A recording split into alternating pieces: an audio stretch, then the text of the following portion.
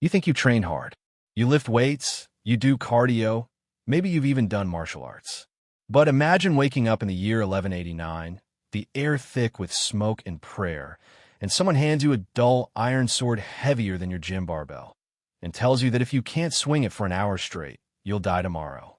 You're standing in a Templar training ground somewhere outside Jerusalem. Dust rises from the ground like a ghost of every man who failed before you.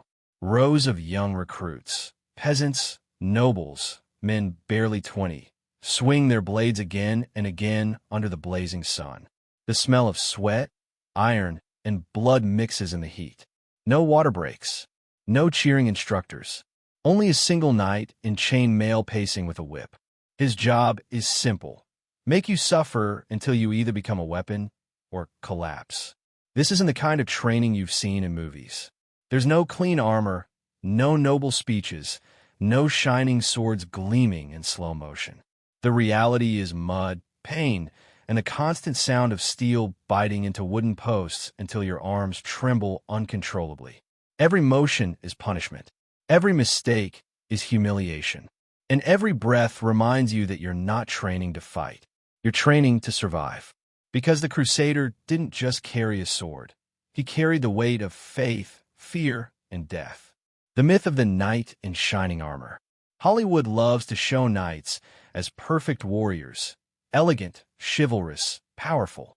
But that fantasy dies the moment you touch real, medieval steel. A Crusader's mail armor alone weighed over 25 kilograms, and that's before adding the sword, shield, and helmet. Try running, climbing, or kneeling in that. And now imagine doing it under desert heat, pushing 40 degrees Celsius. Templars trained in full gear, not because they wanted to, but because they had to. They learned to fight when every muscle screamed to stop. Their diet was poor, mostly bread, beans, and salted meat. So fatigue was constant. Many fainted, vomited, or bled from their hands during drills. And no one cared. If you fell, they stepped over you. This wasn't cruelty. It was preparation for hell, because that's what the Holy Land was. The faith-fueled madness. Every morning began the same way. Prayers before dawn, confession at sunrise, and then hours of brutal repetition. You'd train with the same weapon until you could swing it, even when your body was numb. Templar discipline was absolute. No drinking, no women, no wealth. Only obedience and suffering. When you weren't training with weapons, you were learning formation combat, shoulder to shoulder, shields interlocked, breathing through chainmail as instructors screamed commands. You had to move like a single organism. A mistake didn't just cost you, it cost the brother beside you his life. And yet, beneath that iron discipline burned something even more dangerous: fanatic conviction. You weren't just a soldier. You were God's instrument. Every bruise, every scar, every drop of sweat was holy. They told you that your suffering purified you, that dying in battle meant eternal salvation. So you pushed harder.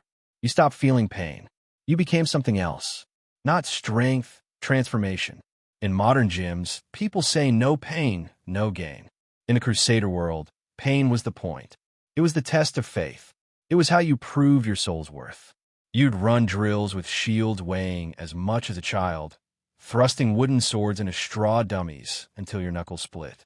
Your instructors would pour salt into the wounds to toughen you. You learned to sleep on stone, to fast for days, to march 50 kilometers in heat while carrying a crossbow and armor. And if you complained, you were told, God doesn't hear the weak. This wasn't sport.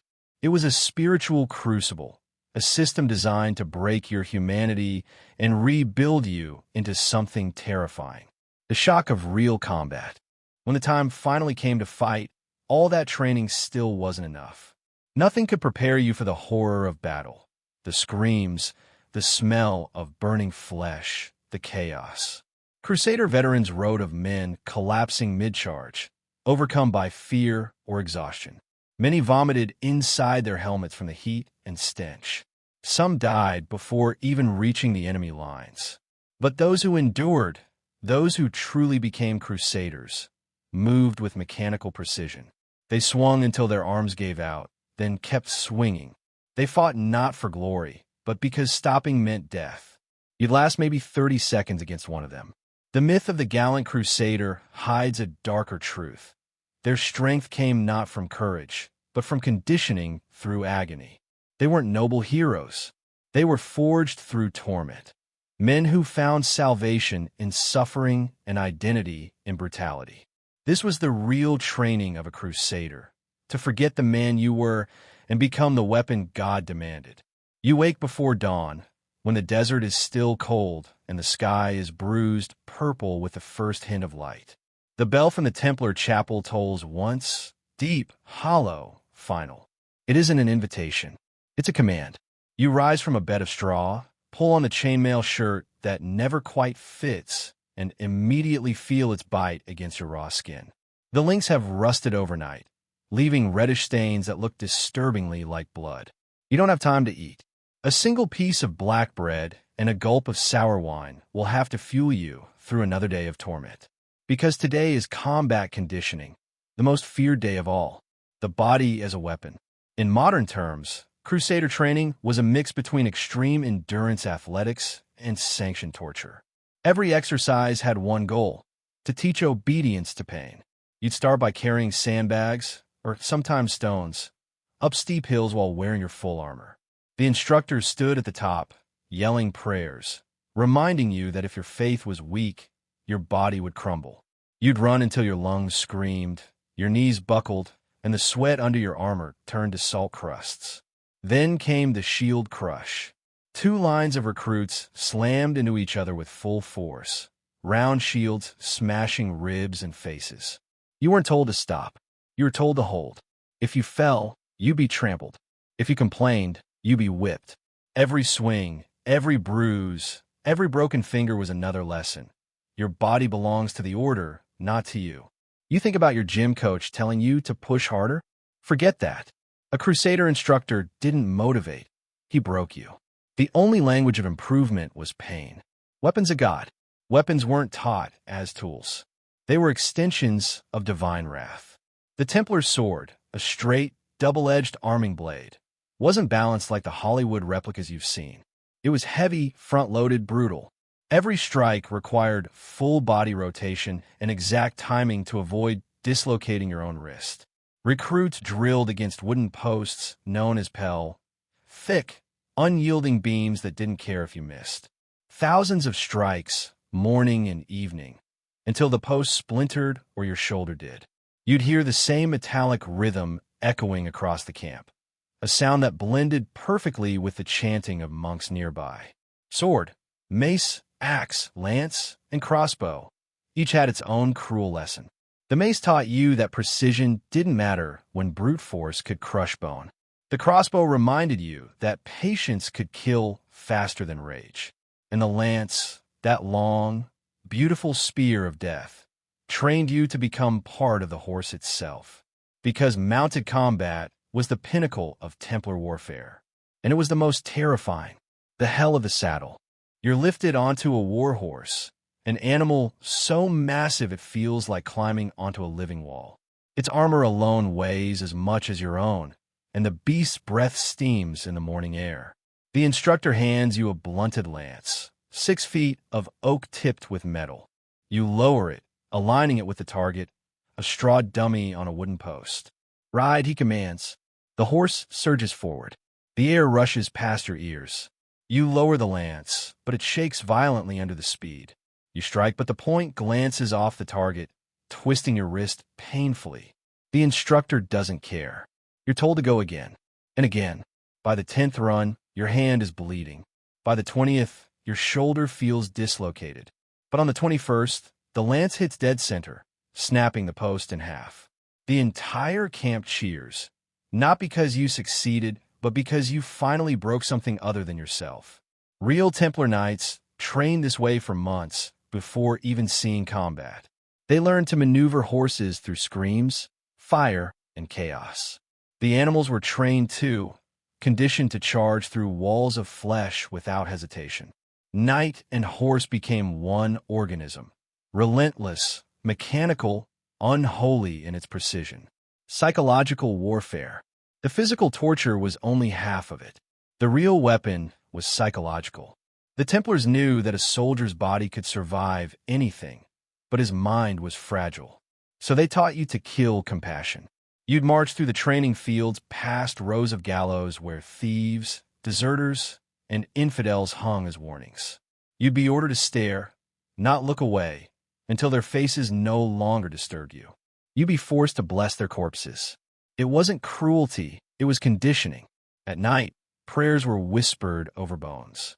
The monks reminded you, every enemy you slay brings you closer to God. In your exhaustion, that line stopped sounding insane. It became truth. And that's how a crusader's mind was forged, through a perfect balance of faith and fear, devotion and dehumanization. Science meets faith. Modern historians and biomechanical experts have tried to reconstruct how such training affected the human body. The findings are horrifying. Even moderate reenactments showed soldiers burning up to 9,000 calories a day under armor. Core temperatures spiked above 40 degrees Celsius during desert drills. Muscles tore from dehydration and heat exhaustion. Archaeological studies of Templar graves reveal stress fractures in wrists, elbows, and spines, the unmistakable marks of years spent swinging weapons far heavier than modern reproductions. One analysis from the order's remains in Tomar, Portugal, found healed rib fractures and joint erosion in over 70% of skeletons. These weren't warriors. They were endurance experiments in human agony. And yet, it worked. Templar forces held out for years against larger, better-fed armies. Their formations didn't break. Their morale rarely faltered. They became, in every measurable way, superhuman through suffering. The purity of pain. In their doctrine, pain was sacred. To endure, it was to become holy. You can see it written in their eyes in medieval frescoes. Hollow, calm, unwavering. These weren't men pretending to be strong. They were men who had made peace with breaking. That was the secret of Crusader training. It wasn't about building muscle or skill. It was about erasing weakness, the weakness of comfort, the weakness of mercy, the weakness of doubt. You were no longer a person. You were a blade with faith for a handle. And as you finally collapse at the end of the day, armor clattering onto the stone, the sky above you darkens into blood-red dusk. The bells ring again, not to dismiss you, but to remind you, tomorrow it begins all over. Because the Crusader didn't train for glory. He trained to die well. You think you've survived the worst. You've endured the drills, the whips, the endless marches under the burning sun. But Crusader training didn't end when your muscles broke. It ended when your soul did. Because to be a true Crusader wasn't about surviving battle. It was about learning to accept death as destiny. The final trial. They called it the purification, a ritual of faith and terror that separated the believers from the pretenders. It didn't happen in daylight. It happened in silence, deep inside the monastery walls. You'd kneel, stripped of armor and rank, wearing only a white tunic marked with a red cross. Before you, a single candle burned. Around you, the senior knights stood in shadows, their faces hidden under hoods. One of them recited the rule of the temple. You will live without fear, without desire, and without doubt. For your body is nothing, and your soul belongs to God. Then they handed you your sword, not to fight with but to hold, to feel its weight and understand what it meant. This was the moment you truly became a crusader. Not when you first rode in a battle, but when you stopped distinguishing between salvation and slaughter. You were now the instrument, not of man, but of faith. The psychological collapse. Modern historians and psychologists studying the Crusades often compare the mindset of Templars to that of elite special forces, but without therapy, without rest, without humanity. Years of starvation, exhaustion, and holy indoctrination rewired their brains. Their identities were stripped away and replaced with purpose. It's why many veterans couldn't return to normal life. Chronicles tell of knights wandering back to Europe after years in the Holy Land, unable to sleep on beds, unable to remove their armor, unable to live without the sound of battle. Some joined hermit orders. Others simply disappeared. And a few, begged to go back to war. Because after living in the crucible of Crusader training, peace felt like punishment.